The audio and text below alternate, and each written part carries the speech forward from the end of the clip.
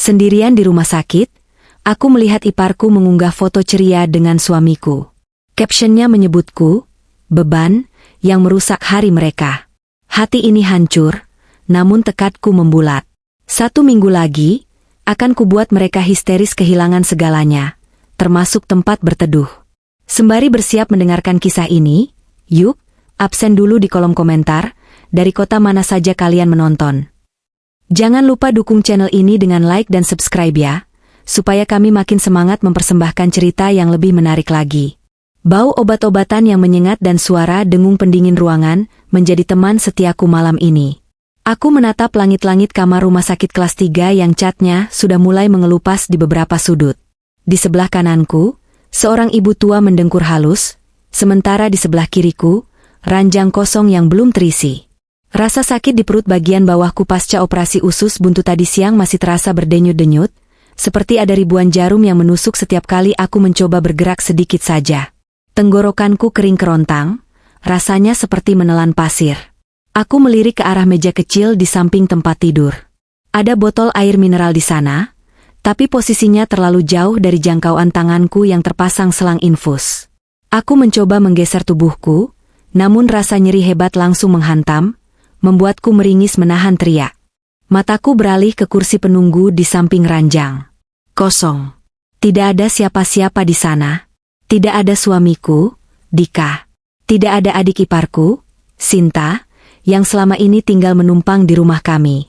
Seharusnya Dika ada di sini, wajahnya masam, bibirnya terus menggerutu tentang biaya rumah sakit yang mahal dan betapa merepotkannya kejadian ini. Dia bahkan sempat meminta dokter menunda operasi karena dia belum memegang uang tunai, padahal aku sudah mengerang kesakitan setengah mati. Untungnya, aku masih sadar saat itu dan menyerahkan kartu debit pribadiku kepada perawat untuk segera diproses.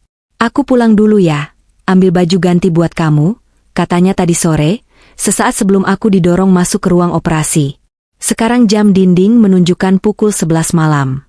Operasi sudah selesai 4 jam yang lalu, tapi batang hidung Dika belum juga terlihat. Ponselku tergeletak di meja, tepat di sebelah botol air minum yang tak terjangkau itu. Dengan sisa tenaga yang ada, aku memaksakan tanganku meraih ponsel. Ujung jariku gemetar saat menyentuh layar dingin itu. Berhasil. Aku segera mencari nama, suamiku, di daftar kontak. Aku menekan tombol panggil.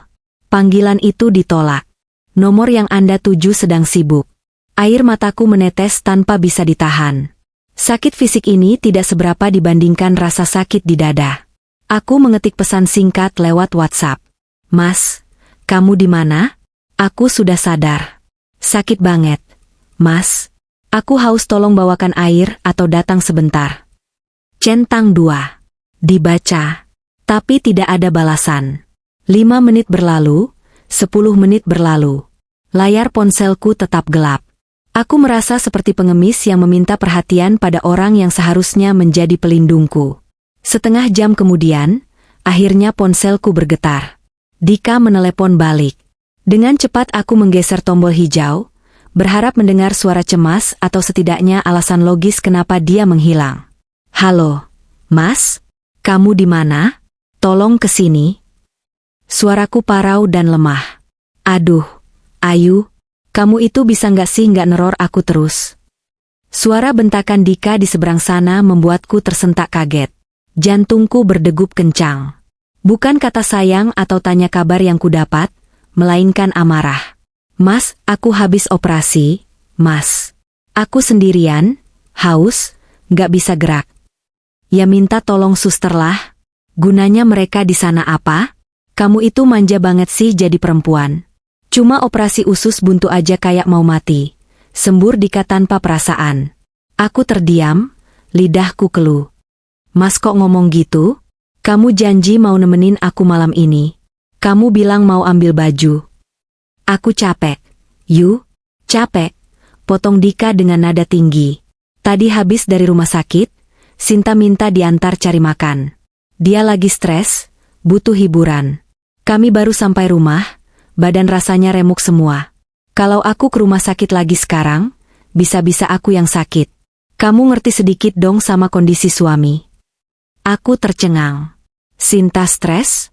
Sinta butuh hiburan? Sinta, adik iparku yang pengangguran itu, yang kerjanya hanya tidur dan main ponsel di rumahku. Stres karena apa? Sementara aku yang bekerja dari pagi sampai sore, mengurus rumah, dan sekarang terbaring pasca operasi. Dibilang manja? Mas, Sinta kan sehat. Aku yang sakit, Mas. Aku istrimu, cicitku lirih, berusaha menyadarkan logikanya. Ah, sudahlah. Jangan drama. Sinta itu adikku, tanggung jawabku. Dia capek nemenin aku mondar-mandir tadi siang. Kamu tidur aja sana. Besok pagi-pagi aku kesana kalau sempat. Jangan telepon-telepon lagi, ganggu orang istirahat aja. Klik. Sambungan telepon diputus sepihak. Hening. Ponsel di tanganku merosot jatuh ke kasur. Aku menatap layar yang kini gelap dengan pandangan kabur, karena air mata yang membanjir. Dadaku sesak luar biasa, lebih sakit daripada luka jahitan di perutku. Jadi begini rasanya? Jadi ini harga nyawaku bagi Dika. Lebih rendah daripada rasa lelah Sinta yang stres dan butuh makan enak. Aku memejamkan mata, membiarkan air mata mengalir membasahi bantal yang apek itu. Aku teringat kembali kejadian tadi siang sebelum sakitku parah. Pagi harinya aku sudah mengeluh perutku sakit sekali pada Dika. Tapi Dika hanya bilang aku masuk angin karena telat makan. Sinta bahkan sempat menyindir, Mbak Ayu MAH gitu, dikit-dikit ngeluh. Lemah banget fisiknya. Aku memaksakan diri berangkat kerja karena ada laporan yang harus selesai. Di kantorlah aku pingsan dan dilarikan teman-teman ke IGD. Dika baru datang 2 jam kemudian dengan wajah kesal karena jadwal main gamenya terganggu. Malam ini, di ruangan putih yang sunyi ini, aku benar-benar merasakan kesendirian yang absolut. Aku menyadari bahwa selama 5 tahun pernikahan kami, aku selalu ada untuk Dika. Saat dia sakit demam berdarah tahun lalu, aku begadang 3 malam berturut-turut di rumah sakit, menyuapinya, bahkan membersihkan badannya. Saat Sinta putus cinta dan menangis meraung-raung, aku yang membelikan dia coklat dan mendengarkan curhatannya sampai subuh. Tapi sekarang, saat aku tidak berdaya, mereka membuangku seperti sampah yang merepotkan. Suster. Panggilku akhirnya dengan suara serak, mencoba berteriak sekuat tenaga meski yang keluar hanya bisikan. Tak lama kemudian, seorang perawat paruh baya masuk untuk mengecek infus. Dia kaget melihat wajahku yang basah kuyup oleh air mata. Loh, Bu Ayu? Kenapa nangis? Sakit sekali ya lukanya? Mau saya tambah obat pereda nyeri? Tanyanya dengan nada khawatir yang tulus, jauh lebih tulus daripada suamiku sendiri. Aku menggeleng pelan. Haus, sus tolong minum. Perawat itu segera mengambilkan botol air, memasangkan sedotan, dan membantuku minum perlahan. Air sejuk itu mengalir melewati tenggorokanku, memberikan sedikit kelegaan fisik. Suaminya mana, Bu? Kok sendirian? Tanya perawat itu sambil membetulkan selimutku. Pertanyaan sederhana itu menikam jantungku lagi. Aku tersenyum pahit, sangat pahit. Suami saya sibuk, sus. Dia harus istirahat karena capek mengantar adiknya jalan-jalan. Perawat itu terdiam, mungkin bingung dengan jawabanku yang terdengar aneh, atau mungkin dia menangkap nada sarkasme dan kesedihan yang mendalam di sana. Dia menepuk pelan tanganku. Yang sabar ya, Bu. Ibu harus kuat biar cepat sembuh. Kalau butuh apa-apa, pencet belnya yang keras ya, mungkin tadi saya nggak dengar. Setelah perawat keluar, aku kembali sendirian. Tapi kali ini, aku tidak lagi menangis. Rasa sakit hati yang tadi membuncah perlahan berubah menjadi sesuatu yang dingin dan keras di dalam dadaku. Aku menatap langit-langit kamar lagi. Malam ini akan menjadi malam yang sangat panjang. Tapi aku berjanji pada diriku sendiri, ini adalah air mata terakhir yang aku teteskan untuk laki-laki bernama Dika. Cahaya matahari pagi menerobos masuk melalui celah gorden jendela rumah sakit yang berwarna hijau pudar. Aku terbangun dengan kepala pening akibat kurang tidur. Semalaman aku hanya bisa tidur ayam. Terbangun setiap kali mendengar suara langkah kaki di lorong, berharap itu Dika yang datang membawa baju ganti dan sedikit rasa bersalah. Tapi harapan itu sia-sia. Sampai matahari setinggi ini, kursi di sampingku masih kosong melompong. Jam dinding menunjukkan pukul 8 pagi. Perutku perih karena lapar, jatah sarapan bubur hambar dari rumah sakit sudah tersedia di meja, tapi aku belum menyentuhnya. Nafsu makanku hilang. Aku meraih ponselku. Baterainya tinggal 20%. Tidak ada pesan WhatsApp dari Dika. Tidak ada missed call. Hening. Seolah-olah aku sudah mati bagi mereka. Untuk mengalihkan rasa sakit dan bosan, aku membuka aplikasi Instagram. Beranda Instagram penuh dengan foto teman-teman kantor yang sedang meeting pagi, foto makanan, dan quotes motivasi. Jariku terus menggulir ke bawah tanpa minat, sampai tiba-tiba gerakanku terhenti. Sebuah lingkaran merah muda muncul di deretan Instagram story paling depan. Akun milik Sinta. Adik iparku itu sangat aktif di media sosial. Apa saja diunggahnya. Biasanya aku malas melihatnya karena isinya hanya keluhan atau pamer barang-barang yang, ironisnya, seringkali dibeli pakai uangku. Tapi entah kenapa, pagi ini jariku bergerak sendiri untuk membukanya. Story pertama, foto selfie Sinta di dalam mobil. Wajahnya full makeup, tersenyum lebar. Captionnya, Outwoo healing tipis-tipis. Waktunya tertera 15 jam yang lalu. Itu berarti sekitar jam 5 sore kemarin, saat aku sedang di ruang operasi. Darahku mulai berdesir panas. Jadi saat aku sedang dibedah, mereka malah pergi jalan-jalan. Story kedua, video pendek, bumerang, gelas minuman berwarna-warni yang saling bersulang. Tangan Sinta dan tangan Dika. Terlihat jam tangan Dika yang kuberikan sebagai hadiah ulang tahun bulan lalu. Lokasinya ditandai di sebuah restoran seafood terkenal di pinggir pantai yang harganya cukup mahal. Waktunya 12 jam yang lalu. Jam 8 malam. Saat itu aku baru siuman dan menahan sakit sendirian. Story ketiga, ini yang membuat napasku tercekat dan jantungku serasa berhenti berdetak. Sebuah foto Dika dan Sinta sedang duduk berdampingan di meja restoran yang penuh dengan kulit kepiting, udang, dan kerang. Wajah mereka merah padam, tertawa lepas, terlihat sangat bahagia dan kenyang. Dika merangkul bahu adiknya dengan sayang. Tapi bukan fotonya yang membuat mataku nanar, melainkan tulisan yang disematkan Sinta di foto itu. Dengan font yang besar dan mencolok, Sinta menulis, akhirnya bisa makan enak dan ketawa lepas. Hari indah tanpa si beban di rumah. Semoga dia lama-lama aja, liburan, di RS-nya biar kita damai. BKKK. Ponsel di tanganku nyaris terlepas. Aku membacanya lagi. 1 kali, 2 kali, 3 kali. Hari indah tanpa si beban. Semoga dia lama-lama aja, liburan, di RS. Beban? Aku? Beban? Otakku berusaha mencerna kata itu. Kata, beban, terngiang-ngiang di kepalaku seperti lonceng kematian. Selama ini, aku yang bekerja sebagai manajer di sebuah perusahaan logistik. Gajiku 3 kali lipat lebih besar dari gaji Dika yang hanya staf admin biasa, dan seringkali habis untuk hobinya memodifikasi motor. Rumah yang kami tempati, itu rumah warisan dari almarhum ayahku. Sertifikatnya atas namaku. Dika masuk rumah itu hanya membawa koper bajunya. Mobil yang dipakai mereka jalan-jalan di foto itu mobil yang kubeli dengan cara mencicil setiap bulan dari gajiku. Dika hanya sesekali mengisikan bensin. Itu pun sering minta uang ganti padaku listrik, air, internet, belanja bulanan, semuanya dipotong otomatis dari rekeningku. Bahkan Sinta yang sudah setahun lulus kuliah tapi belum kerja juga, tinggal di rumahku gratis. Makan gratis. Sabun, sampo, skincare, bahkan kuota internet yang dia pakai untuk mengupload penghinaan ini, semuanya aku yang bayar. Dan sekarang, mereka menyebutku beban? Mereka berharap aku lama di rumah sakit supaya mereka bisa bebas? Bebas memakai uangku, bebas menikmati fasilitas rumahku tanpa ada aku yang mungkin sesekali menegur mereka untuk hemat listrik atau membersihkan piring kotor. Rasa sakit di luka jahitanku mendadak hilang, digantikan oleh rasa mual yang luar biasa hebat. Bukan mual karena obat bius, tapi mual karena menyadari betapa bodohnya aku selama ini. Aku memelihara 2 benalu yang menggerogoti hidupku, dan mereka justru merasa akulah parasitnya. Tiba-tiba aku teringat sesuatu. Di laci meja rias di kamar kami, aku menyimpan amplop berisi uang tunai cadangan sekitar 5 juta rupiah.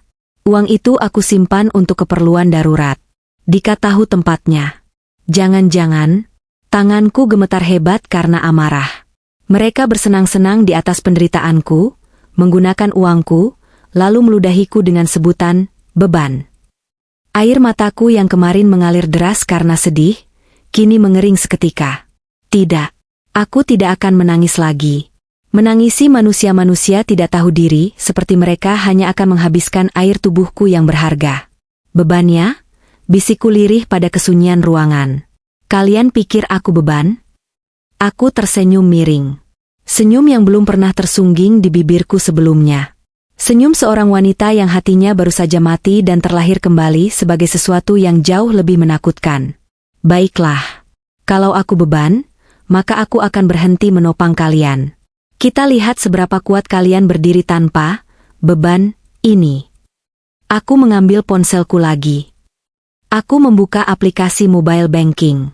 Aku memindahkan seluruh sisa saldo di rekening utama, rekening yang kartu debitnya dipegang Dika untuk keperluan rumah tangga, ke rekening tabungan rahasiaku yang tidak diketahui Dika. Aku menyisakan saldo 0 rupiah. Kemudian aku mencari kontak seseorang. Pak Haryo, notaris kepercayaan almarhum ayahku yang mengurus semua aset keluarga. Aku menekan tombol panggil. Halo, Pak Haryo? Ini Ayu. Maaf mengganggu pagi-pagi. Sapaku dengan suara yang tenang, sangat tenang, berbeda 180 derajat dari Ayu yang merengek di telepon semalam. Oh, Nak Ayu. Ada apa? Tumben telepon? Suara berat Pak Haryo terdengar di ujung sana. Pak, saya mau minta tolong disiapkan berkas-berkas kepemilikan rumah yang saya tempati sekarang.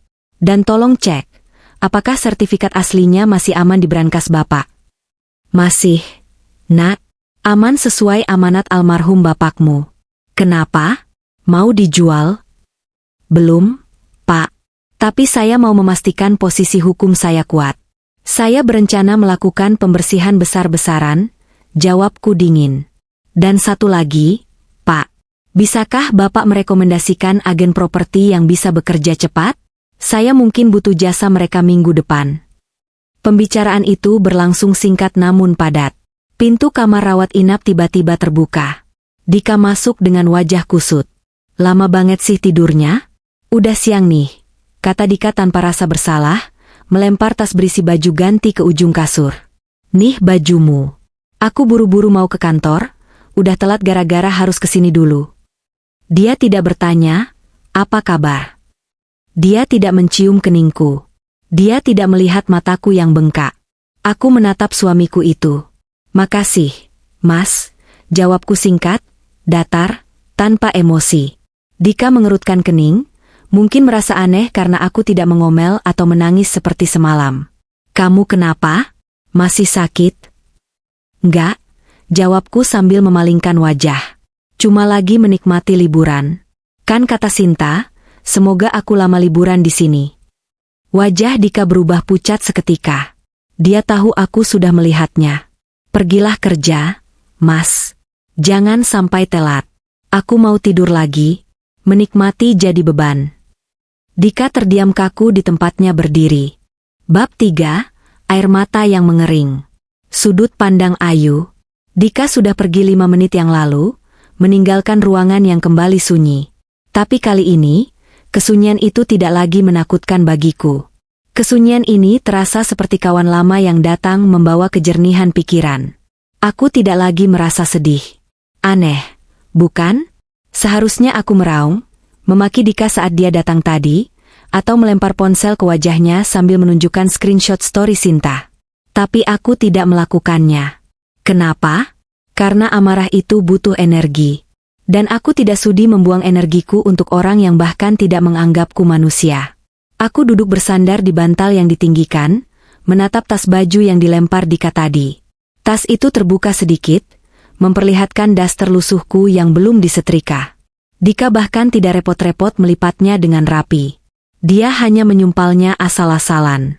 Detail kecil ini semakin mempertegas posisiku di matanya, tidak berharga. Aku menarik napas panjang, lalu menghembuskannya perlahan. Setiap tarikan napas terasa melegakan, seolah-olah aku baru saja melepaskan korset ketat yang selama ini membelit dadaku. Korset bernama, kewajiban istri yang berbakti. Selama ini, aku hidup dalam ilusi bahwa jika aku memberi lebih banyak, aku akan dicintai lebih banyak. Aku bekerja keras, aku tidak pernah menuntut dibelikan barang mewah. Aku membiarkan iparku tinggal gratis karena kasihan, aku membiarkan Dika bersenang-senang dengan hobinya. Aku pikir itu semua adalah bentuk pengabdian. Ternyata, itu adalah bentuk perbudakan sukarela. Cukup, bisikku pada diriku sendiri. Suaraku terdengar asing di telingaku sendiri. Lebih berat, lebih tegas. Aku mengambil ponselku lagi. Mataku menatap layar, tapi pikiranku melayang ke brankas kecil di lemari rumah. Di sana ada buku nikah, sertifikat deposito atas namaku, dan beberapa perhiasan emas peninggalan ibu. Aku harus mengamankan itu semua begitu aku pulang nanti. Aku membuka aplikasi notes di ponselku. Aku mulai membuat daftar. Bukan daftar belanjaan atau daftar pekerjaan kantor, tapi daftar pencabutan fasilitas. Akses keuangan, kartu debit yang dipegang Dika harus diblokir atau ditarik. Transportasi, kunci cadangan mobil harus diambil. Kenyamanan rumah, Wi-Fi akan kuputus. Token listrik tidak akan kuisi sampai detik terakhir mati lampu. Makanan, tidak ada lagi belanja bulanan. Kulkas akan kubiarkan kosong. Aku tersenyum tipis saat mengetik poin terakhir. Sinta suka sekali makan. Dia bisa menghabiskan stok camilan seminggu dalam 2 hari. Mari kita lihat apa yang akan dia makan saat kulkas hanya berisi botol air kosong dan udara dingin. Tiba-tiba ponselku berdering. Notifikasi email masuk. Laporan tagihan kartu kredit. Aku membukanya. Mataku membelalak melihat rincian transaksi 2 hari yang lalu, sehari sebelum aku sakit. Transaksi di toko kosmetik Glow, Rp1.500.000. Dika tidak memakai kosmetik. Aku hanya memakai bedak bayi dan lipstik murah. Ini pasti Sinta. Dia memakai kartu kredit tambahanku yang dulu bodohnya kuberikan pada Dika untuk keadaan darurat. Ternyata, membeli skincare mahal adalah keadaan darurat bagi Sinta. Aku langsung menelepon call center bank. Selamat pagi, dengan Bank X. Ada yang bisa dibantu? Pagi, Mbak. Saya Ayu, pemegang kartu utama. Saya ingin memblokir kartu tambahan atas nama Dika Pratama. Sekarang juga, pintaku tegas. Baik, Bu Ayu. Alasannya apa, Bu? Hilang atau dicuri? Disalahgunakan, jawabku singkat. Dan tolong turunkan limit kartu utama saya ke angka minimum. Saya tidak mau ada transaksi besar yang bisa lolos. Baik, Bu. Prosesnya sudah selesai. Kartu tambahan sudah tidak bisa digunakan per detik ini. Terima kasih. 1 langkah selesai. Aku membayangkan wajah Sinta saat nanti dia mencoba menggesek kartu itu di kasur mall dan ditolak. Pasti memuaskan. Siang harinya, dokter visit datang memeriksa kondisiku. Luka operasinya bagus, Bu Ayu. Tidak ada infeksi. Kalau ibu sudah bisa buang angin dan jalan sedikit, lusa sudah boleh pulang, kata dokter ramah. Dok, potongku. Boleh saya minta pulang besok pagi saja? Saya merasa sudah kuat. Saya lebih tenang istirahat di rumah orang tua saya. Dokter menatapku sejenak, lalu mengangguk paham. Mungkin dia bisa melihat bahwa berada di sini tanpa pendamping justru membuatku makin stres. Baiklah, kalau besok pagi kondisi ibu stabil dan sudah bisa mobilisasi, saya izinkan pulang. Tapi harus ada yang jemput ya. Ada, Dok. Saya akan panggil taksi, jawabku mantap. Aku tidak akan meminta Dika menjemputku. Aku tidak sudi melihat mobilku disetir olehnya saat aku sedang sakit. Malam itu, aku tidur dengan nyenyak tanpa air mata. Bukan karena obat tidur, tapi karena hatiku sudah tenang. Aku sudah tahu apa yang harus kulakukan. Aku tidak lagi menunggu diselamatkan. Aku akan menyelamatkan diriku sendiri. Taksi biru itu berhenti tepat di depan pagar rumahku yang bercat putih. Rumah minimalis tipe 45 yang kubeli dengan keringat darahku sendiri, tapi kini terasa seperti sarang penyamun. Aku membayar sopir taksi, lalu turun pelan-pelan sambil memegangi perutku yang masih terasa nyeri jika terguncang. Jam menunjukkan pukul 10 pagi. Seharusnya Dika sudah di kantor. Sinta? Anak itu pasti masih tidur. Dia, burung hantu, begadang nonton drama Korea sampai subuh dan bangun siang hari. Aku membuka pintu dengan kunci cadanganku. Rumah berantakan. Sepatu berserakan di ruang tamu, bungkus makanan ringan tergeletak di meja, dan ada gelas-gelas kotor bekas kopi yang sudah berjamur di wastafel dapur. Bau apek menguar, campuran bau rokok dan sampah yang belum dibuang.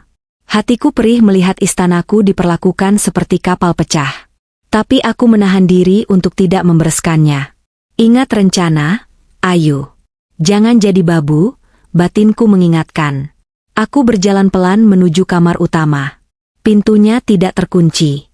Aku masuk dan langsung menuju lemari. Aku mengemasi barang-barang berhargaku, perhiasan, dokumen penting, dan uang tunai yang tersisa. Aku memasukkannya ke dalam tas jinjing kecil yang bisa kukunci. Setelah itu, aku berbaring di tempat tidur. Menunggu. Sekitar pukul 11 siang, pintu kamar sebelah terbuka. Suara langkah kaki Sinta yang menyeret sandal terdengar. "Mas Dika, udah pulang belum sih? Laper nih," teriak Sinta dari ruang tengah. Hening. "Ih, kok sepi amat? Mana internet mati lagi? Mas Dika lupa bayar apa gimana sih?"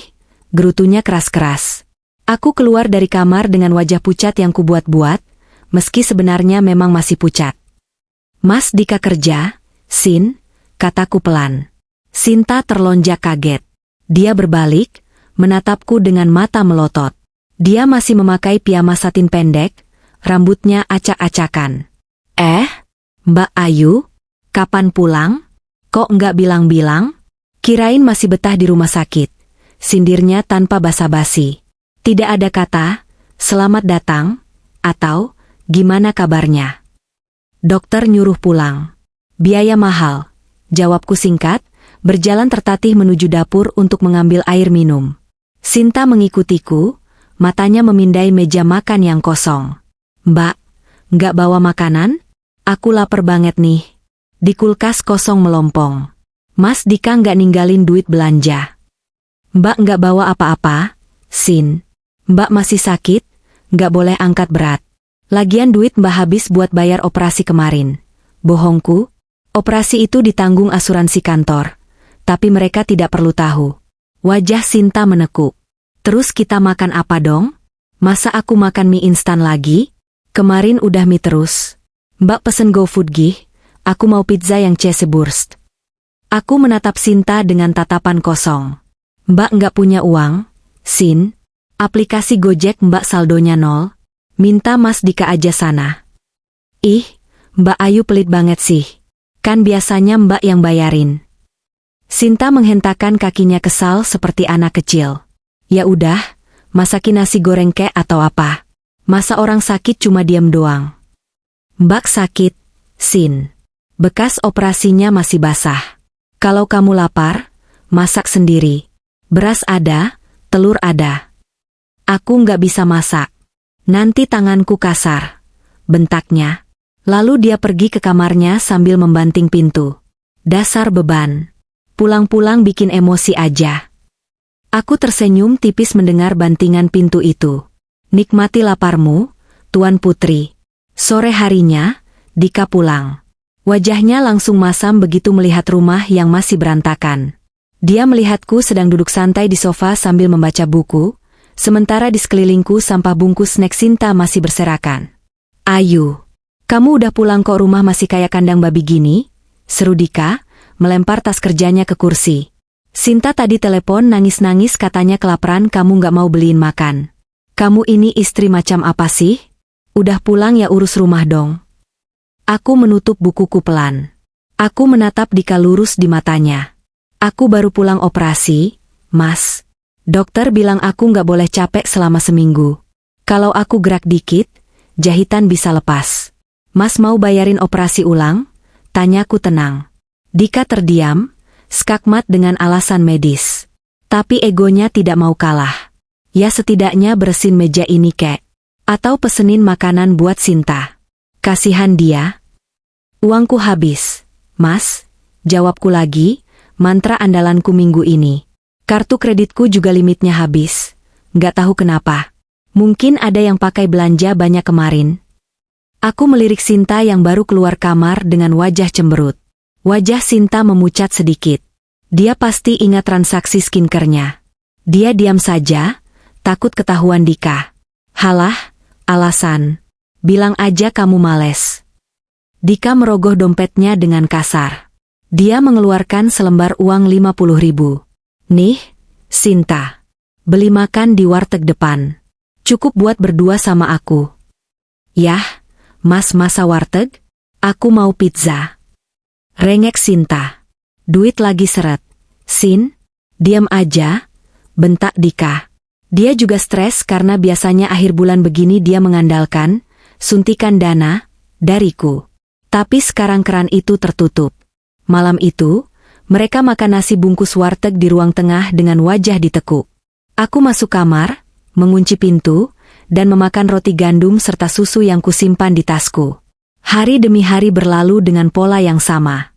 Hari ketiga, token listrik berbunyi titit nyaring sekali, menandakan KWH tinggal sedikit. Yu, isi token dong. Berisik banget. Teriak Dika dari kamar mandi. Gak ada uang, mas, teriakku balik dari kamar. Akhirnya Dika terpaksa beli token Rp20.000 di minimarket. Hanya cukup untuk 2 hari kalau AC dinyalakan terus. Hari kelima, kuota internet wifi rumah habis, aku sengaja tidak bayar tagihan, jadi diputus provider.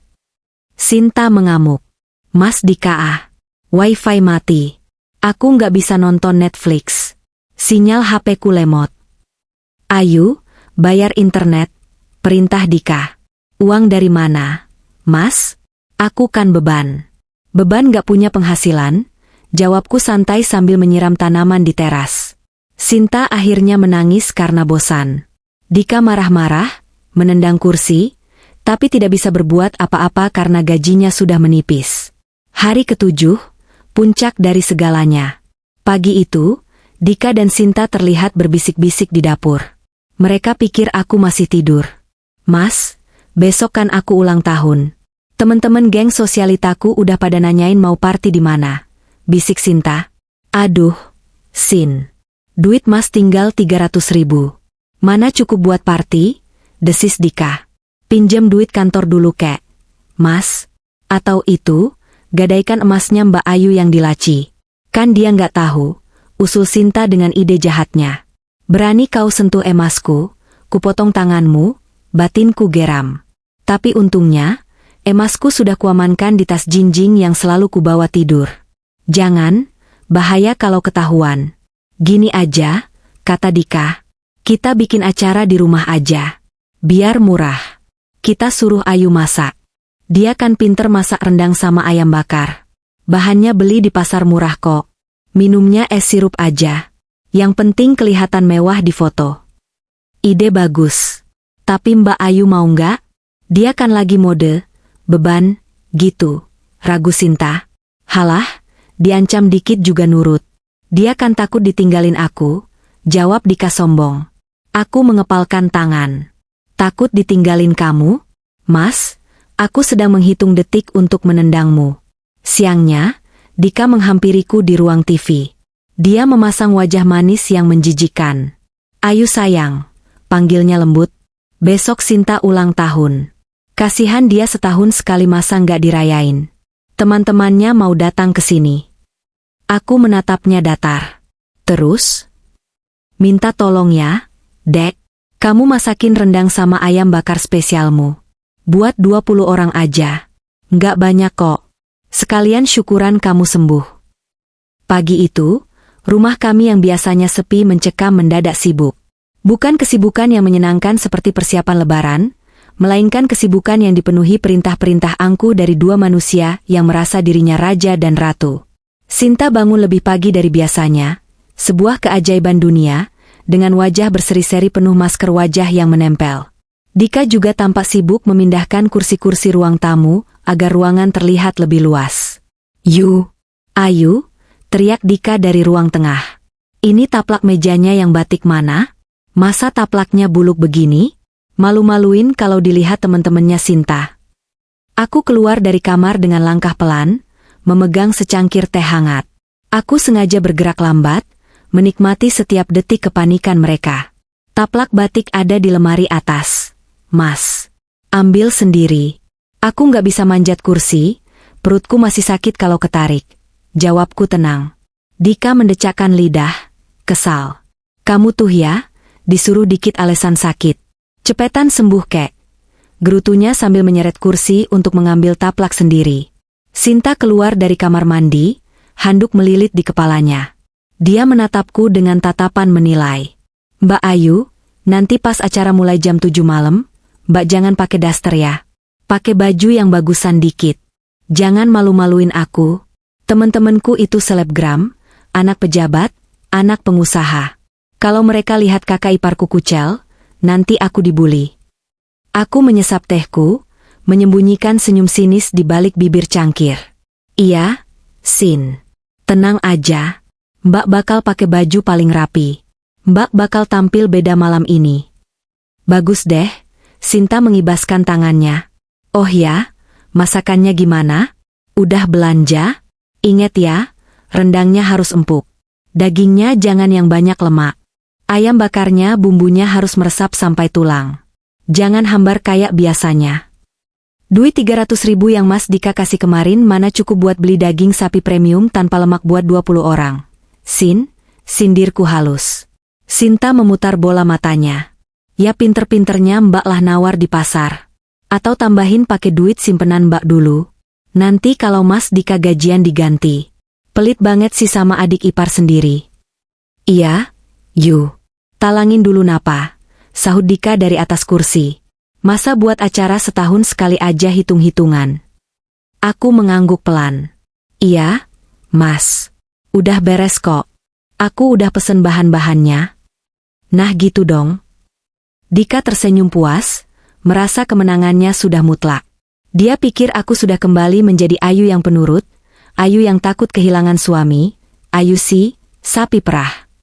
Siang harinya, aku pamit keluar. Mau ambil pesanan bumbu di pasar. Alasanku. Dika memberikan kunci motor dengan enggan. Jangan lama-lama. Buruan balik terus masak. Jam 5 harus udah siap saji loh. Aku mengendarai motor membelah jalanan kota yang panas. Tapi aku tidak menuju pasar. Tentu saja tidak. Uang 300.000 dari Dika masih utuh di dompetku. Aku tidak sudi membelikan sepotong cabai pun untuk pesta Sinta. Aku mengarahkan motorku ke sebuah coffee shop yang tenang di pusat kota. Aku memesan ais karamel macchiato dan croissant, makanan enak yang jarang kunikmati karena Dika selalu bilang, mahal, mending masak di rumah. Hari ini, aku merayakan kebebasanku. Aku duduk di pojok, mengeluarkan ponselku. Aku menghubungi Pak Dani, agen properti yang direkomendasikan Pak Haryo. Halo, Pak Dani. Rencana malam ini jadi, kan? Tanyaku.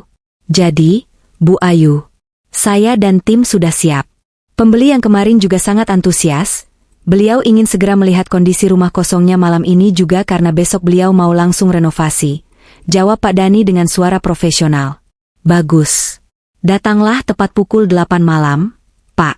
Saat pestanya sedang ramai-ramainya. Siap, Bu. Tapi, apakah Ibu yakin? Maksud saya, suami Ibu. Dia bukan suami saya lagi mulai besok, Pak. Dan rumah itu sepenuhnya hak saya. Bapak datang saja bawa dokumen jual belinya. Biar saya yang urus sisanya. Baik, Bu Ayu. Kami akan datang sesuai instruksi. Aku menutup telepon dengan perasaan berdebar. Bukan takut, tapi excited. Seperti menunggu adegan klimaks di film thriller.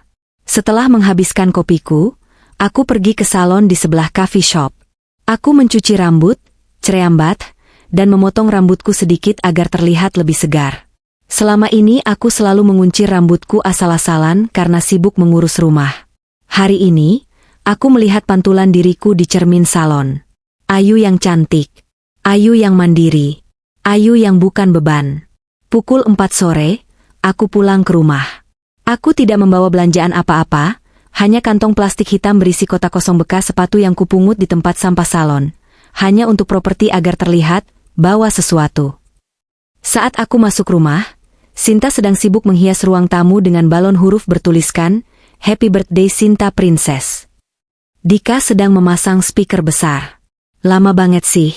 Yu, mana dagingnya? Tanya Dika tidak sabaran. Udah aku taruh di dapur tadi lewat pintu belakang. Mas, tenang aja. Aku mau mandi dulu, terus masak. Jangan ganggu aku di dapur ya. Aku butuh konsentrasi biar rasanya enak. Kalau kalian bolak-balik masuk dapur, nanti gosong, bohongku dengan wajah datar yang meyakinkan. Oke. Yang penting enak, kata Dika, lalu kembali sibuk dengan kabel-kabelnya. Aku masuk ke dapur, mengunci pintu dapur dari dalam, kebetulan dapur kami model tertutup. Aku tidak memasak apa-apa. Kompor tidak kunyalakan. Panci-panci kubiarkan menggantung rapi. Aku duduk di kursi makan kecil di dapur, membuka ponsel, menonton drama Korea pakai earphone sambil memakan camilan coklat yang kubeli di minimarket tadi. Sesekali aku sengaja membunyikan suara, klontang-klontang, panci beradu agar terdengar seolah-olah aku sedang sibuk memasak heboh. Baunya kok belum kecium ya? Teriak Sinta dari luar sejam kemudian. Aku melepas earphone-ku sebentar. Lagi proses marinate bumbu, Sin. Biar meresap. Sabar, teriakku balik. Oh, oke. Jangan lupa sambelnya yang pedas. Aku tertawa tanpa suara. Sambel? Oh, tenang saja. Malam ini akan ada sambel yang sangat pedas buat kalian. Pedas sampai ke ulu hati. Waktu merangkak menuju malam. Pukul 6 sore, aku keluar dari dapur. Aku sudah mandi dan berganti pakaian. Aku tidak memakai daster. Aku mengenakan kemeja putih lengan panjang terbaikku dan celana bahan hitam, pakaian kerjaku yang rapi. Wajahku kupoles make up tipis tapi tegas. Sinta yang sudah berdandan heboh dengan gaun merah menyala menatapku heran. Kok pakai baju kerja sih? Mbak? Nggak punya dress. Ini baju paling rapi Mbak. Sin, kan Mbak wanita karir, bukan prinses, jawabku santai. Terus makanannya mana? Kok belum dihidangkan di meja? Tanya Dika, melirik meja makan yang masih kosong melompong. Masih di panci tertutup. Mas, biar tetap anget. Nanti aja pas tamu udah kumpul semua baru aku keluarin. Biar surprise. Kilahku. Ya udah, atur aja. Awas kalau nggak enak, ancam Dika. Jam 7 malam. Tamu-tamu mulai berdatangan. Teman-teman Sinta. Mereka segerombolan anak muda yang berisik, berdandan menor, dan menatap rumahku dengan tatapan menilai. Wah, Sin, rumah kakak lo lumayan juga ya, walaupun agak masuk gang, komentar salah satu temannya yang membawa tas branded tiruan.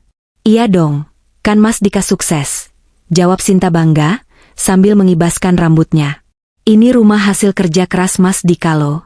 Istrinya MAH cuma numpang, beban doang. Aku mendengar ucapan itu dari sudut ruangan. Darahku mendidih, tapi aku menahannya. Nikmatilah kebohonganmu selagi bisa, Sinta. 50 menit lagi, dongengmu akan berakhir. Dika sibuk menyalami teman-teman Sinta, bersikap sok asik layaknya tuan rumah yang kaya raya. Ayo, masuk. Anggap aja rumah sendiri. Santai aja. Musik diputar kencang. Mereka tertawa-tawa, berfoto-foto di depan dekorasi balon, membuat konten TikTok. Aku berdiri di pojok dekat pintu dapur, dia mematung seperti patung penjaga yang sedang menghitung mundur waktu eksekusi. Sin, makanannya mana nih? Lapar, celetuk seorang teman laki-laki Sinta. Iya nih, katanya ada rendang spesial, timpal yang lain. Sinta menoleh padaku, memberikan kode mata melotot. Keluarin makanannya sekarang. Aku tersenyum, mengangguk. Aku berjalan ke dapur. Tapi aku tidak membawa panci rendang. Aku hanya mengambil segelas air putih untuk diriku sendiri, lalu kembali berdiri di posisiku. Dika menghampiriku, berbisik dengan nada marah. Heh, kok malah minum? Keluarin makanannya sekarang. Anak-anak udah lapar. Tunggu sebentar lagi, Mas, bisikku tenang. Ada tamu spesial yang belum datang. Gak sopan kalau kita makan duluan sebelum tamu VIP ini sampai. Tamu VIP? Siapa? Bos aku? Dika bingung. Lebih penting dari bos kamu. Tunggu aja. 5 menit lagi. Dika mengerutkan kening, bingung bercampur kesal. Tapi dia kembali ke teman-teman Sinta, mencoba mengulur waktu. Sabar ya guys. Kita nunggu satu tamu penting dulu baru makan. Chefnya lagi prepare biar makanannya fresh. Aku melirik jam dinding. Pukul 7:55. Suara motor berhenti di depan pagar. Lalu suara mobil. Bel rumah berbunyi. Teng tong. Jantungku berdegup kencang. Bukan karena takut, tapi karena adrenalin kemenangan yang sudah di depan mata. Nah, itu pasti tamu VIP-nya. Seru Sinta girang. Mungkin Mas Dika ngundang artis ya? Dika tampak bingung, dia menatapku. Aku hanya mengangkat bahu, mempersilakan dia membuka pintu. Buka gih, Mas. Sambut tamu kehormatan kita, kataku. Dika berjalan ke pintu depan dengan percaya diri, diikuti Sinta yang penasaran. Teman-teman Sinta juga ikut menoleh, penasaran siapa tamu VIP yang dimaksud. Dika membuka pintu lebar-lebar. Di sana, berdiri Pak Dani dengan setelan batik rapi, didampingi dua orang pria berbadan tegap berseragam security, dan seorang bapak tua yang memegang tongkat, pembeli rumahku. Senyum Dika memudar perlahan, digantikan kerutan bingung. Cari siapa ya? Pak? Salah alamat mungkin? Catering ya? Pak Dani tersenyum sopan, tapi matanya tajam. Selamat malam. Apa benar ini rumah Bapak Dika? Benar. Saya Dika, pemilik rumah ini. Ada apa ya? Jawab Dika angkuh. Aku melangkah maju dari belakang, berdiri tepat di samping Dika. Malam, Pak Dani. Silakan masuk. Sapaku lantang. Dika menoleh padaku kaget. Kamu kenal? Yu? Siapa mereka? Aku tidak menjawab Dika. Aku menatap Pak Dani. Silakan lakukan tugas Bapak. Pak Dani mengangguk. Dia mengeluarkan sebuah map merah dari tas kerjanya. Suasana pesta yang tadinya berisik mendadak hening. Musik masih berdentum pelan, tapi tidak ada yang bicara. Semua mata tertuju pada pintu. Mohon maaf mengganggu pestanya. Suara Pak Dani terdengar tegas dan berwibawa. Kami di sini untuk melakukan serah terima kunci dan pengosongan rumah. Sesuai dengan kesepakatan jual beli yang sudah ditandatangani oleh pemilik sah rumah ini, Ibu Ayu, pagi tadi. Hening. Sangat hening. Dika melongo. Sinta ternganga. Teman-teman Sinta saling pandang bingung. Maksudnya apa ya? Tanya Dika, tawanya terdengar sumbang dan gugup. Jual beli apa? Siapa yang jual rumah saya? Ini rumah saya. Koreksi, Pak Dika, potongku tajam. Aku maju selangkah, berhadapan langsung dengan suamiku. Ini bukan rumahmu. Ini rumah warisan almarhum ayahku. Sertifikat hak milik atas nama Ayu Andini. Bukan Dika Pratama. Aku mengambil map dari tangan Pak Dani, mengeluarkan salinan sertifikat rumah dan menunjukkannya di depan wajah Dika. Dan hari ini, rumah ini sudah resmi terjual. Bapak ini, aku menunjuk bapak tua di belakang Pak Dani, adalah pemilik baru rumah ini. Beliau ingin rumah ini kosong malam ini juga. Mata Dika membelalak lebar, seakan bola matanya mau keluar. Wajahnya pucat pasi, darah seolah tersedot habis dari kepalanya. Kak, kamu jual rumah ini? Tanpa izin aku, bisik Dika, suaranya gemetar. Izin? Aku tertawa remeh. Kenapa aku butuh izin dari Benalu untuk menjual asetku sendiri? Bukankah aku cuma beban? Nah, sekarang beban ini sudah membuang rumahnya. Jadi, silakan kalian angkat kaki. Kepanikan mulai merambat di udara seperti api yang menyambar bensin. Wajah Sinta yang tadinya cerah ceria berubah menjadi horor yang memalukan. Dia menatap teman-temannya yang mulai berbisik-bisik. Kok gitu sih? Katanya ini rumah kakaknya, bisik salah satu temannya cukup keras. Jadi Sinta cuma numpang? Iparnya yang punya? Diusir dong mereka? Gila, malu banget. Bisikan-bisikan itu menusuk telinga Sinta. Dia maju, menarik lenganku kasar. Mbak Ayu, jangan bercanda deh. Ini nggak lucu. Ada temen-temenku. Jangan bikin malu aku. Desisnya marah, air mata mulai menggenang di pelupuk matanya karena malu. Aku menepis tangan Sinta dengan kasar. Siapa yang bercanda? Coba tanya Pak Dani kalau nggak percaya. Pak Dani maju selangkah. Benar, Mbak.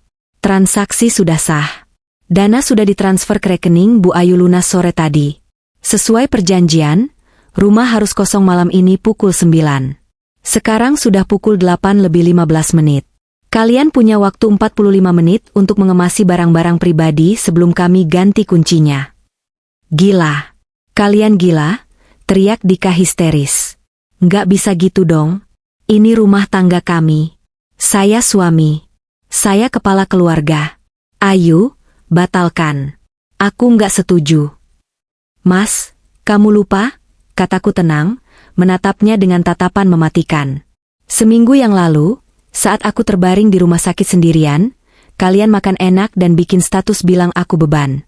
Kalian berharap aku lama di rumah sakit biar kalian bebas. Aku mengeluarkan ponselku, menunjukkan tangkapan layar Instagram story Sinta yang sudah kucetak besar di kertas HVS. Aku mengangkatnya tinggi-tinggi agar semua teman Sinta bisa melihatnya. Lihat ini, seruku pada tamu-tamu undangan. Lihat apa yang ditulis adik ipar saya yang, Princess, ini. Dia bilang saya beban. Padahal dia makan dari uang saya, tidur di rumah saya, internetan pakai uang saya. Sekarang, saya kabulkan doa kalian. Saya pergi. Saya bukan beban kalian lagi. Tapi konsekuensinya, fasilitas yang nempel sama si beban ini juga ikut pergi. Teman-teman Sinta menutup mulut kaget. Beberapa bahkan memotret kertas itu diam-diam. Sinta menangis meraung, menutupi wajahnya dengan tangan. Mbak Ayu jahat. Mbak Ayu iblis. Aku iblis? Aku tertawa. Lalu kalian apa? Malaikat pencabut nyawa? Dika mencengkeram bahuku. Ayu, cukup. Kita bicara di kamar. Jangan di depan orang. Gak ada yang perlu dibicarakan. Mas, aku menyingkirkan tangannya. Pak Dani, tolong bantu mereka, berkemas. Barang-barang yang dibeli pakai uang saya, TV, kulkas, sofa, itu sudah masuk dalam daftar jual ke pemilik baru. Jadi mereka cuma boleh bawa baju dan barang pribadi. Cek tas mereka, jangan sampai ada aset saya yang terbawa. Siap, Bu Ayu, jawab Pak Dani. Dia memberi kode pada 2 security berbadan besar itu. 2 security itu maju. Mari, Mas, Mbak. Silakan ambil baju-bajunya. Kami awasi. Kekacauan pecah. Teman-teman Sinta yang merasa situasi sudah sangat tidak kondusif, dan sadar tidak akan ada makanan rendang yang dijanjikan, mulai mundur teratur. Sin, gue balik dulu ya, kayaknya acara lo gagal nih, kata salah satu temannya canggung. Iya, Sin. Gue dicari nyokap. Bye. Satu persatu mereka pergi, meninggalkan Sinta yang menangis histeris di tengah ruang tamu yang penuh balon, Princess. Tunggu. Jangan pergi. Makanannya belum keluar. Teriak Sinta putus asa, mencoba menahan teman-temannya. Dia tidak mau pesta ulang tahunnya hancur. Dia tidak mau terlihat miskin dan terusir. Gak ada makanan, Sin, bentakku keras. Duit 300.000 dari abangmu itu cuma cukup buat beli bensin motor dan kopiku tadi siang. Kamu pikir aku sudi masakin kamu rendang setelah kamu hina aku? Mimpi. Sinta terduduk lemas di lantai, meraung-raung seperti anak kecil tantrum. Mas Dika, lakuin sesuatu. Aku nggak mau diusir. Aku malu. Dika berdiri mematung, wajahnya merah pada menahan malu dan amarah yang tidak bisa dia lampiaskan. Dia menatapku dengan tatapan kebencian yang mendalam. Kamu tega, Yu. Kamu hancurkan harga diriku sebagai laki-laki. Harga diri? Aku meludah ke samping. Harga dirimu sudah hilang saat kamu biarkan istrimu kesakitan sendirian di rumah sakit demi makan kepiting sama adikmu. Harga dirimu sudah gadaikan saat kamu hidup dari keringat istrimu tapi berlagak seperti bos. Aku berjalan ke kamar, mengambil koperku yang sudah kusiapkan sejak siang tadi. Koper itu berisi baju-bajuku dan dokumen penting. Aku pergi, Mas. Surat cerai akan dikirim pengacaraku ke kantor kamu lusa. Oh ya? Mobil di depan sudah diambil leasing tadi sore karena aku telepon minta ditarik. Lagian itu atas namaku. Jadi kalian bisa naik ojek online kalau mau cari kontrakan malam ini. Ayu, kamu benar-benar. Dika kehabisan kata-kata. Tubuhnya gemetar. Dia sadar dia benar-benar tamat. Tidak ada rumah, tidak ada mobil, tidak ada istri yang menopang keuangannya, dan sekarang dia harus menanggung adiknya yang manja tanpa tempat tinggal. "Pak Dani, saya serahkan kuncinya," kataku sambil menyerahkan kunci rumah pada Pak Dani. "Pastikan rumah ini bersih dari hama sebelum Bapak kunci nanti malam." "Baik, Bu. Hati-hati di jalan." Aku menyeret koperku keluar melewati Sinta yang masih menangis di lantai, dan Dika yang bersandar lemas di tembok. Aku berjalan keluar pintu rumah yang selama 5 tahun ini kurawat dengan cinta, namun dibalas dengan tuba. Di teras, aku berhenti sejenak. Aku berbalik menatap mereka untuk terakhir kalinya. "Selamat ulang tahun, Sinta," ucapku dingin. "Semoga kado, pengusiran, ini jadi pelajaran berharga buat kamu seumur hidup. Bahwa jangan pernah meludahi sumur tempatmu minum air." Aku melangkah keluar pagar. Udara malam terasa sangat segar. Di seberang jalan, taksi online yang kupesan sudah menunggu. Aku masuk ke dalam mobil, meninggalkan keributan, tangisan, dan bentakan-bentakan security yang menyuruh Dika dan Sinta bergegas. Malam itu, mereka histeris. Mereka kehilangan atap, kehilangan muka, dan kehilangan satu-satunya orang yang tulus peduli pada mereka. Dan aku tersenyum lebar. Sangat lebar. Beban seberat rumah tipe 45 itu akhirnya lepas dari pundakku. Saatnya memulai hidup baru. Hidup di mana aku adalah tokoh utamanya, bukan figuran yang bisa diinjak-injak. "Pak, ke Hotel X ya," kataku pada sopir taksi. "Siap, Bu." Mobil melaju membelah malam. Aku tidak menoleh ke belakang lagi. Rumah itu kini hanya masa lalu. Dan masa depanku terbentang luas, cerah, dan bebas dari benalu. Suasana kamar hotel bintang 4 yang kusewa malam itu begitu tenang. AC berhembus lembut, spray putih bersih terbentang rapi, dan yang paling penting, tidak ada suara rengekan Sinta atau bentakan Dika. Namun, ketenangan di sekelilingku berbanding terbalik dengan benda pipih yang tergeletak di meja nakas. Ponselku bergetar tanpa henti. Layarnya menyala terus-menerus seperti lampu disko yang rusak. 50 panggilan tak terjawab dari mantan suami. 25 panggilan tak terjawab dari Sinta ipar. 10 panggilan tak terjawab dari ibu mertua. Aku sengaja tidak memblokir mereka malam itu. Aku ingin melihat seberapa kacau mereka. Aku ingin menikmati konser. Kepanikan yang selama ini selalu kudengar dalam kepalaku, kini menjadi nyata. Aku membuka aplikasi WhatsApp. Ratusan pesan masuk memberondong. Sinta mengirimkan pesan suara, voice note. Aku memutarnya. Suara Sinta terdengar pecah, bercampur dengan suara angin kencang dan klakson kendaraan. Sepertinya mereka benar-benar sudah di pinggir jalan. "Mbak Ayu, tega banget sih. Kita beneran diusir sama satpam. Barang-barangku dilempar ke teras. Tas brandedku lecet semua.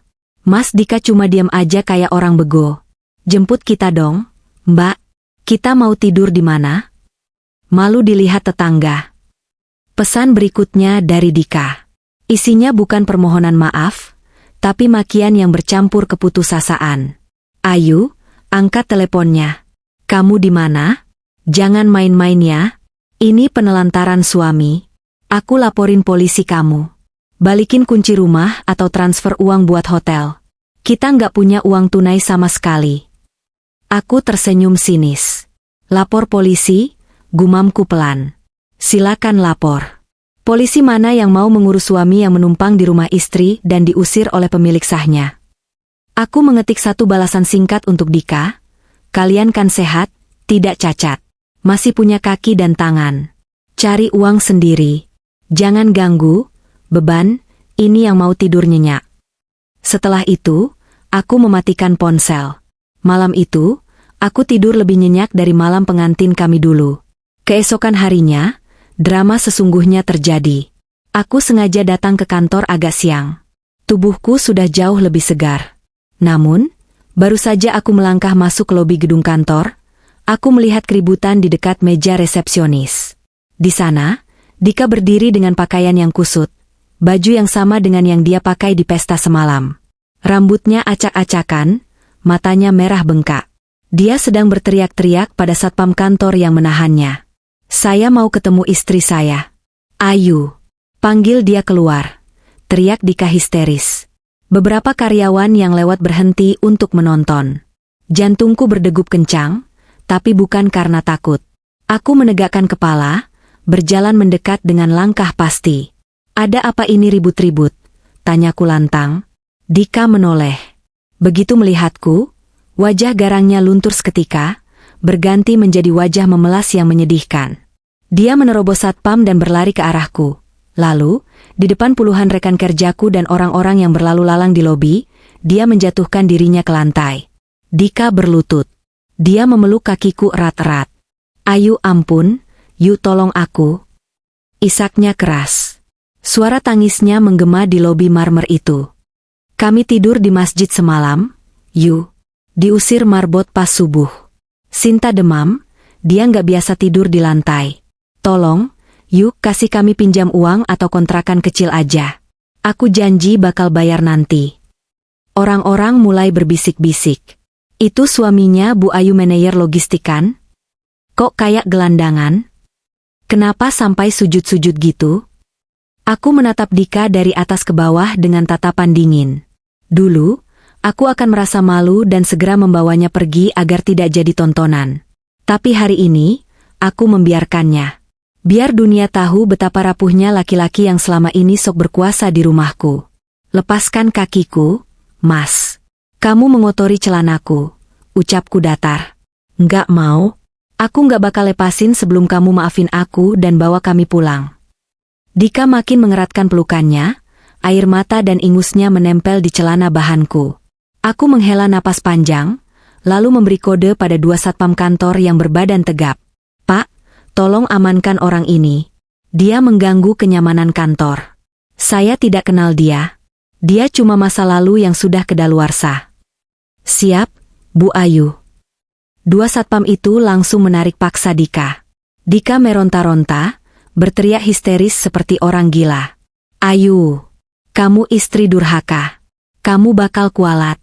Sinta sakit, Yu. Tega kamu. Teriakannya menjauh saat dia diseret keluar pintu lobi dan dilempar ke trotoar panas Jakarta. Aku merapikan celanaku yang sedikit kusut, lalu berbalik menghadap resepsionis yang melongo kaget. Kalau dia datang lagi, jangan izinkan masuk. Bilang saja saya sudah mati, pesanku tenang. Aku berjalan menuju lift dengan kepala tegak. Di dalam lift yang kosong, aku melihat pantulan diriku di cermin. Tidak ada air mata. Tidak ada rasa bersalah. Yang ada hanya rasa lega yang luar biasa. Histeria Dika tadi adalah bukti kemenanganku. Benalu itu akhirnya sadar bahwa tanpa inangnya, dia hanyalah sampah yang tak berdaya. 1 bulan kemudian, sidang dinyatakan selesai. Ketuk palu. Suara palu hakim di pengadilan agama menjadi penutup resmi dari kisah horor rumah tanggaku. Dika tidak hadir di sidang putusan. Dia tidak punya uang untuk menyewa pengacara, dan dia terlalu malu untuk menampakkan batang hidungnya setelah insiden di kantorku waktu itu. Aku keluar dari gedung pengadilan dengan langkah ringan. Di tanganku tergenggam erat dokumen akta cerai. Status di KTP-ku kini berubah, dan aku bangga akan hal itu. Janda kaya raya yang bebas, jauh lebih baik daripada istri bersuami tapi rasa budak. Aku masuk ke dalam mobil baruku, sebuah city car merah menyala yang kubeli tunai seminggu yang lalu. Mobil lamaku sudah dijual pihak leasing karena Dika tidak mampu menebusnya, dan aku memang sengaja membiarkannya lepas. Aku ingin membuang semua jejak masa lalu. Sebelum pulang ke apartemen baruku, aku mampir ke sebuah pasar loak di pinggiran kota untuk mencari barang antik, hobi baruku. Tanpa sengaja, mataku menangkap sosok yang familiar di salah satu lapak pinggir jalan yang menjual barang bekas. Itu Sinta. Adik iparku, maksudku, mantan adik iparku, yang dulu selalu tampil glowing dan branded, kini duduk di bangku plastik kecil di bawah terik matahari. Wajahnya kusam, tanpa makeup. Dia sedang berdebat dengan pedagang barang bekas. Bang, tambahin dong harganya. Ini tas asli lo, ada sertifikatnya. Rengek Sinta. Di tangannya ada tas yang dulu dia banggakan di pesta ulang tahunnya yang gagal itu. Tas yang dia beli pakai kartu kreditku. Halah, asli apaan, Mbak? Udah lecet gini? 200.000. Mau nggak? Kalau nggak mau ya udah, jawab pedagang itu ketus. 200.000? Belinya 5 juta, Bang. Sinta nyaris menangis. Ya itu derita lu. Mau nggak? Gue banyak stok tas begini. Sinta tampak putus asa. Dia akhirnya mengangguk lemah. Ya udah deh, Bang. Buat makan. Dia menerima 2 lembar uang 100 ribuan dengan tangan gemetar. Saat dia berbalik hendak pergi, matanya bertemu dengan mataku yang sedang berdiri di seberang jalan, bersandar di mobil baruku, mengenakan kacamata hitam. Sinta terpaku. Mulutnya terbuka, mungkin ingin memanggilku, mungkin ingin memaki, atau mungkin ingin memohon. Dia melihat penampilanku yang stunning dari ujung rambut sampai kaki, kontras dengan dirinya yang lusuh. Aku menurunkan kacamata hitamku sedikit, menatapnya lekat-lekat, lalu tersenyum miring. Aku tidak menghampirinya. Aku tidak memberinya uang. Aku hanya masuk ke mobilku, menyalakan mesin, dan berlalu meninggalkan dia dalam debu jalanan. Malam harinya, di balkon apartemenku yang berada di lantai 20. Pemandangan kota Jakarta di malam hari terlihat begitu indah. Lampu-lampu gedung berkelap-kelip seperti bintang. Angin malam menerpa wajahku lembut. Aku duduk di kursi rotan yang nyaman, memegang secangkir hot chocolate. Di pangkuanku ada buku tabungan yang saldonya terus bertambah, karena aku tidak perlu lagi membiayai hidup 2 orang dewasa yang manja. Aku mengambil ponselku. Aku teringat postingan Sinta sebulan yang lalu yang menyebutku, beban. Balas dendam terbaik bukanlah marah-marah, tapi menunjukkan bahwa hidup kita jauh lebih baik tanpa mereka. Aku meminta tolong temanku yang sedang main ke apartemen untuk memotretku. Cekrek. Fotonya sempurna. Aku duduk santai, tersenyum lebar dan tulus, dengan latar belakang gemerlap kota dan segelas minuman hangat. Terlihat sangat damai, kaya, dan bahagia. Aku mengunggah foto itu ke Instagram. Aku tahu Sinta dan Dika pasti masih stalking akunku pakai akun palsu atau wifi gratisan minimarket. Aku mengetik caption dengan jari-jari yang menari lincah di atas layar. Hari indah tanpa benalu. Ternyata hidupku seringan ini setelah sampah dibuang. Defisiensi beban, surplus kebahagiaan. Cheers untuk hidup yang waras. Gelas sampahnya kilauan New Life nomor Parasites Merdeka. Aku menekan tombol post. Detik itu juga, aku menutup buku masa laluku rapat-rapat. Aku menyeruput coklat panas itu. Rasanya manis, semanis kebebasan yang kini kurengkuh sepenuhnya.